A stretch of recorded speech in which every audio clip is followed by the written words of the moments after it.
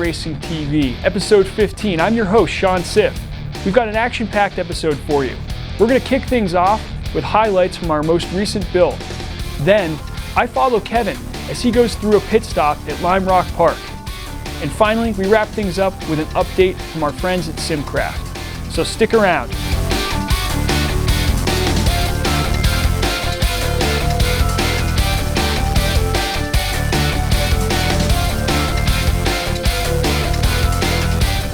Hi, I'm Sean McDonald, co-founder of Simcraft, and you're watching iRacingTV.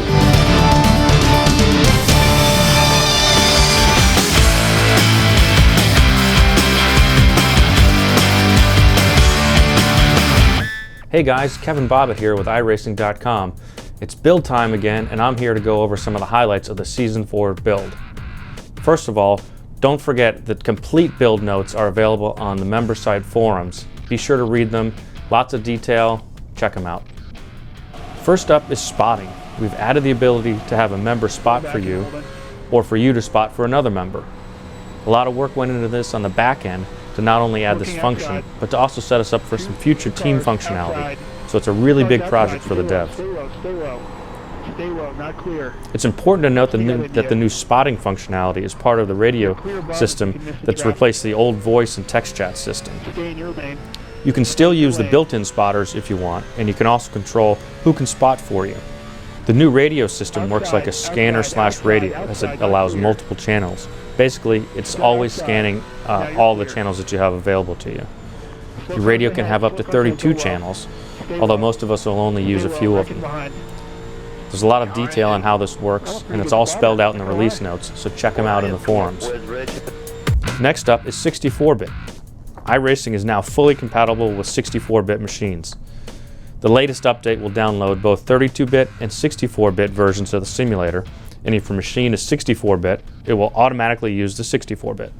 32-bit machines will be unaffected by this, and if you choose, for any reason, to run the 32-bit version on your 64-bit machine, you can do so. Again, check the full release notes to find out how to do this. It's important to note that we haven't found any substantial differences in performance between the two modes. Touch controls. Many of you already heard that we worked with Intel to develop touch controls for iRacing. It's a pretty cool technology that hopefully will bring some new faces to iRacing. For those of you that already have a USB wheel, this project also brings some new features. While we were developing this, we added full mouse control of all the black boxes in Sim. This is a pretty nice improvement. It makes it much more intuitive as you navigate through the information and settings available in Sim. Dirty windshields. The addition of dirt and grime buildup during a race session makes the racing experience much more realistic and immersive. The amount of buildup is varied and is affected by what you're driving through on the track. So if you follow someone who's got a smoking engine, the buildup will be much faster and more severe than just running around behind somebody on track. Don't worry though, the cars now automatically come with tear-offs, so when you make a pit stop, you can get a clean windshield, no problem. And finally, we have two new pieces of content coming with this build: Oran Park Raceway and Rockingham Speedway. Oran Park has 6 configs, while Rockingham has 4. Everybody here at the office is really excited about it. They look fantastic, and we think they'll be very popular with members. So that about does it for this quick video update on the Season 4 build. There's a ton more we have in the build, but much of it's better covered in the release notes. Be sure to check out the full release notes in the forums to get all the details. Thanks for watching, and we'll see you on the track.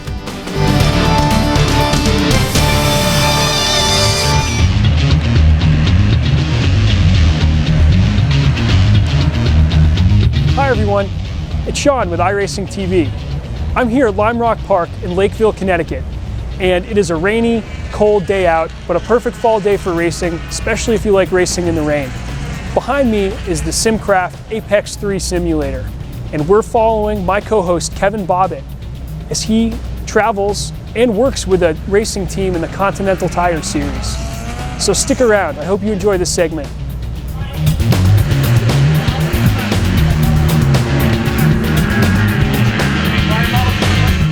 So I've always been kind of a racing nut, even before I started working for iRacing. I've got a track car that I do track day events, autocross, that sort of thing. Even worked my first professional race back probably 10, 11, 12 years ago. It was the 6-hour race at Watkins Glen. My brother was the race engineer for Porsche RSR, and he needed a little bit of help, so I volunteered my time. Just drove out to the Glen. Was a fire bottle guy for a 6-hour race. It was my introduction to pro racing. It was a whole lot of fun. We didn't win the race, but I had a lot of fun and realized this would be something I'd like to do if I could figure out a way to fit it into the rest of my busy life. So I started working for Mitcham Motorsports back in 2010, back when it was a single car team. We had one GS Class Camaro in the Grand Am Continental Tire Sports Car Challenge series, the number 62. I started with them doing a little bit of everything. Started out doing some PR and media relations for the team, a little bit of photography, and helping out during races, whether I was dead man on the fuel rig or fire bottle over the wall, whatever Chris Mitcham needed me to do. It was kind of he was a small team getting started. I wanted to help out any way I could, and that's how we started. So Mitcham Motorsports is a Grand Am team that primarily focuses on the Continental Tire Sports Car Challenge series, but also competes in the Rolex series on occasion, specifically the Rolex 24 for the last 2 years. So that's 5 cars total, with sometimes 10 drivers, 10, 12 drivers on a given weekend. So it's a pretty big operation. And now my role has grown just as the team has. And now I'm one of the fuelers. We have 2 fuelers every weekend, and typically I fuel the 62 Camaro and the 60 BMW. So in 2012, a typical race weekend for me begins probably a couple of weeks before the race, where I'll start doing some research and some background, put together a press release, trying to get some exposure for the team. So I still do PR and media relations for the team. We get to the track, usually a day or 2 before the actual race, and I'll be shooting photos for the team. They typically go up on the website, maybe get attached to a press release, get used in the hero cards, that sort of thing. That's typically what I do on practice days. Is I'll be out either in the press room or out trackside taking photos. That's a whole lot of fun. Get some good access to tracks right up against the guardrails. You just got to watch yourself, make sure you don't get hit by any debris that comes flying. But generally it's pretty safe, but definitely a lot of fun. Best seat in the house is to be right up against the guardrails. On a race day, typically we race on Saturdays. We'll wake up, head to the track, usually to the track by 7, usually as early as they'll let us in. And it's a pretty busy day. Either we have a final practice or qualifying or some combination of that. Depends on the actual schedule. Every race weekend's a little different. But we'll be busy all morning. My responsibilities also include the fan walk, making sure the drivers are out by the cars on the grid when they're supposed to be, make sure we have plenty of hero cards, Sharpies. Sounds a little silly, but you need all that stuff to make a race weekend happen. You know, without the fans, the series doesn't happen, so you've got to make sure that the drivers are accessible to the fans. We usually get a pretty good turnout at a Grand Am fan walk, which is pretty cool to be part of. Since I'm also a fuel guy, immediately after the fan walk, I've got to button up my fire suit and start filling our fuel rig. Fuel rig holds 40-some gallons of fuel, I think. We fill it up. We can't fill it until the fan walk's done. We fill it with fuel, so we're ready to go as soon as the race starts, because you never know when the first pit stop's going to come. Most of our races are about 2.5 hours for the Continental Series, and that, in the Camaro specifically, that means 1 full fuel stop and usually a splash stop. That can happen in any particular order. It could be 2 shorter fuel stops. Every race is a little different. We always have a plan going into the race, and then that always changes based on what happens during the race. We like to stop under caution if we can. You lose less track position, especially if you're doing a driver's change. And at Lime Rock, it's really important. A lap is a minute. It takes me something like 42 to 45 seconds to fill the car with fuel. So if we're doing a full fill, we lose a lap automatically, unless we're under caution. So, like I said, the strategy changes from whatever the plan was based on how the race unfolds. Once the race starts, that's when things get real exciting. Typically I'm mostly suited up by then because I've just filled the fuel rig, but we don't know when we're going to stop, so everything stays close to me. My gloves, my helmet, everything like that. And if I remember my GoPro, I put that on the helmet and hopefully get some interesting footage. Usually our first stop would be under a caution, 30+ minutes into the race. We'll get a call on the radio that we're going to come in. So when the caution comes out, it usually takes a lap or two for the cars to get gathered up. And that gives us, the crew, a minute or two to get ready. Once we're up on the wall, ready to go, we'll wait for the car to come in. Every race series has different rules on pitting. We're allowed to fuel and work on the car at the same time, but we're not allowed to go over the wall until the car is completely stopped. And there's usually a Grand Am official watching to make sure we don't do that. So the car stops, we jump over the wall. There's 4 crew guys that are working on the car, changing tires, jacking the car up. There's a fuel guy, that's me, and there's a fire bottle guy that stands behind me. The fuel guy and the fire bottle guys are in addition to the 4 crew members. And sometimes you'll see a driver assist go over the wall as well, and that's the person that can help with the driver change. Grand Am allows that because they want to make sure that the driver gets buckled in properly. It's difficult to buckle into a race seat if you've got your helmet on. So there's a bunch of guys over the wall.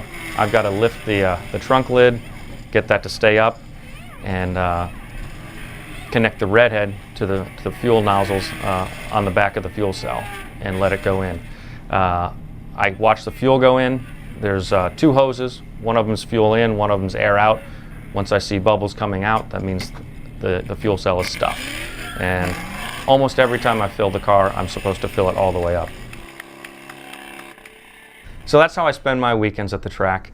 If you guys ever make it to a Grand Am race, you've got to stop by the Mitcham paddock and say hello. Love to meet you guys. I always seem to run into a few iRacers. I've always got an iRacing lanyard on, usually an iRacing hat, so it's easy to find me, but make sure you stop by and say hi.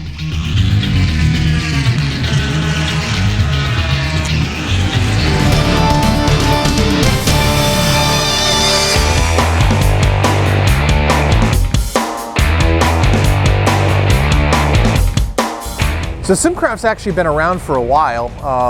The company was started in the late 90s by my late father, and through the early and mid 2000s we went through several years of R&D. At that time it was a part-time job for me. In 2005 things got serious and we actually started selling product and producing product in 2009. So to date, we have over 100 systems in 20 countries. But we're here at Lime Rock Park, Grand Am Racing, and we're going to be providing some hospitality to some BMW owners for tomorrow's race. So since February 2011, we've been working on a couple new products. One is actually a brand new product, the other one is a new iteration. We'll start with the Apex 2. We had some interest from our Prospects customer base for a smaller version of the Apex, and we came up with the Apex 2. 2 degrees of freedom, tubular chassis, GT seating position, full cockpit motion, active visuals that move with you. And it's because it's the 2 degrees of freedom, it's much smaller, lower to the ground, easy to get in and out of. So that's the first development. The second development is the Apex 3 GT, which is our flagship product. We've been working on this chassis for 6 years now, and the latest version is clearly the best one we've ever built. The biggest new feature is 180-degree field of view. We can support up to 3 46-inch TVs, which create panoramic perspective. It's all active, it moves with the sim, it moves with the cockpit. So there's really no way to describe it other than completely immersive.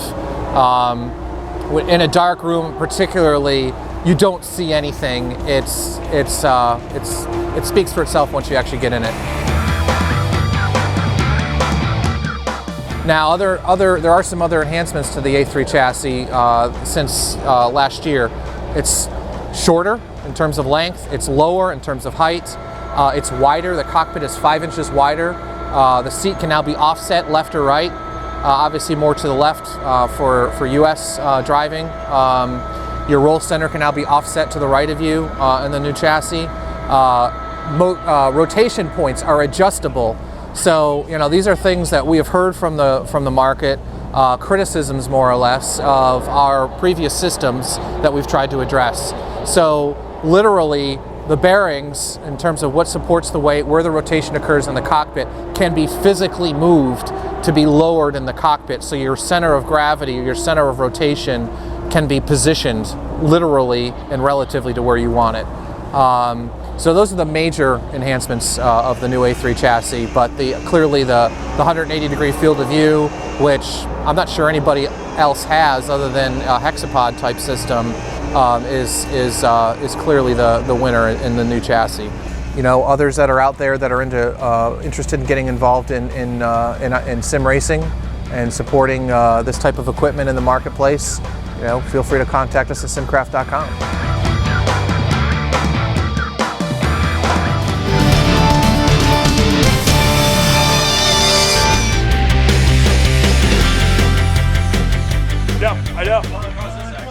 I know you were. Get in the way. What happened at the very end? Did you get jammed? It's fun coming out of the right-hander. Okay. And recover. Here we go.